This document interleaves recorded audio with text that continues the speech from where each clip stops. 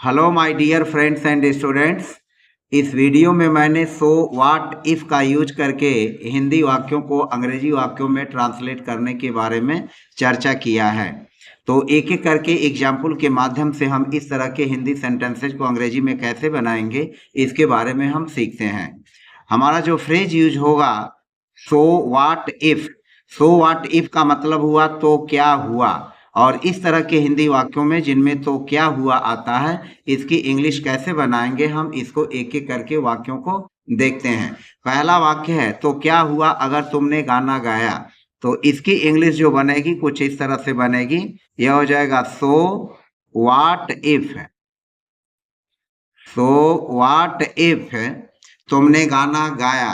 तो तुमने गाना गाया तो यह पास्ट इंडेफिनिट टेंस का वाक्य है। You sang a song। You sang a song। तो वाक्य इस तरह से होगा सो what if you sang a song। दूसरा वाक्य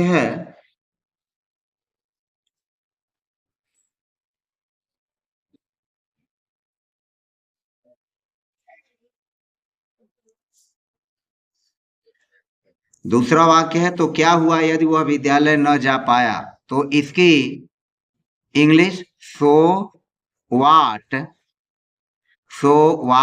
इफ यूज करेंगे। सो व्हाट इफ तो क्या हुआ यदि वह विद्यालय न जा पाया।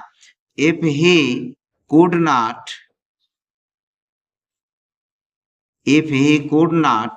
go to school।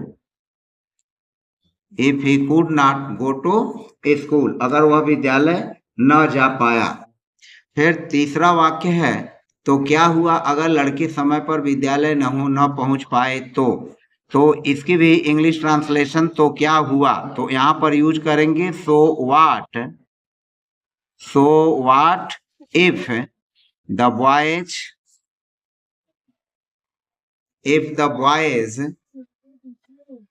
did not reach if the boys did not reach the school on time। समय पर नहीं पहुंच पाए। चौथा वाक्य है तो क्या हुआ अगर उसने मुझे नहीं बुलाया। तो इसकी भी इंग्लिश ट्रांसलेशन होगी सो what if he did not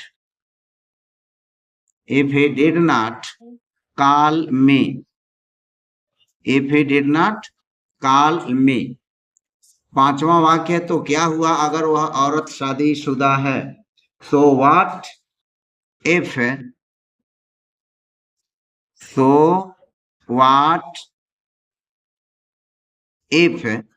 that woman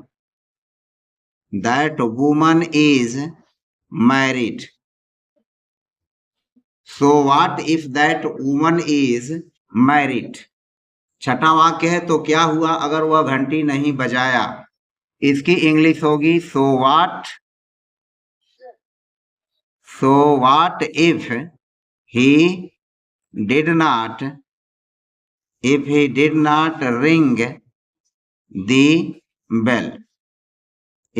not ring the bell। सातवां वाक्य है तो क्या हुआ अगर चिड़िया उड़ गई। तो इसको हम बनाएंगे सो what if the bird past indefinite का फ्लू सेकंड फॉर्म हो जाएगा। So what if the bird flu तो क्या हुआ अगर चिड़िया उड़ गई। तो क्या होगा अगर हमने उसे डांट दिया। इसका हो जाएगा so what if we scolded him. यहाँ हिम या हर किसी का यूज कर लेंगे। तो so what if we scolded him. Next है तो क्या होगा यदि उसने पत्र नहीं लिखा। So what if he did not write a letter। If he did not write a letter, तो क्या होगा यदि उसने पत्र नहीं लिखा। यहाँ पर हम जो सो वाट इफ है इसकी जगह, चूंकि यहाँ पर गा गी गे आया हुआ है, तो सो वाट की जगह लिखेंगे so what will happen. So what will happen. इसी तरह से इसका हो जाएगा। तो क्या होगा अगर खिलाड़ी नहीं खेलेंगे, यहाँ पर हम सो को हटा करके केवल व्हाट से भी शुरू कर सकते हैं। तो यह हो जाएगा व्हाट विल हैपन। क्या होगा, what will happen if the players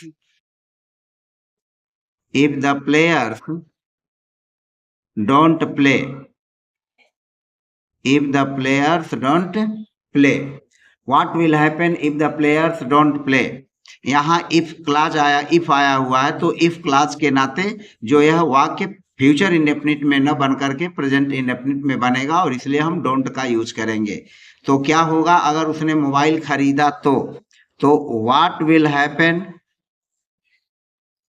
what will happen if he bought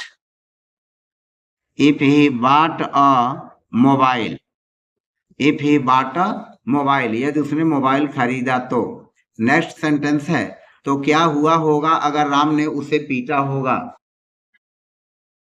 तो यहां पर भी हो जाएगा so what if Ram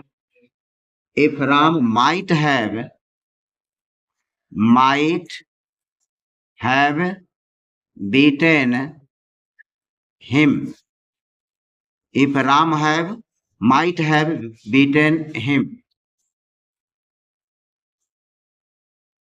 next है, तो क्या हुआ होगा जब दर्शक वहां पहुंचे होंगे। What might have happened, what might have happened, what might have happened when the visitors reached there। Next sentence है, तो क्या हुआ था अगर तुमने उसको पीटा था। सो व्हाट इफ यू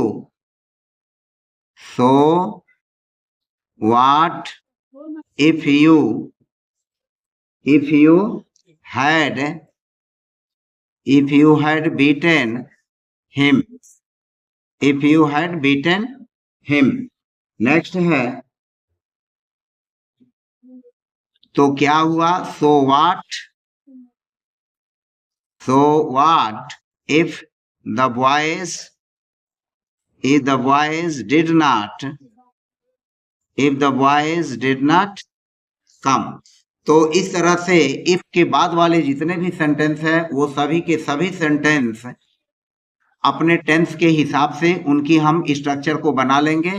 तो इस तरह से 15 सेंटेंसेस के माध्यम से हमने सो व्हाट इफ का यूज करके हिंदी से इंग्लिश में ट्रांसलेट करने के बारे में चर्चा किया। बस आज की वीडियो में इतना ही, मिलते हैं नेक्स्ट वीडियो में। Bye bye.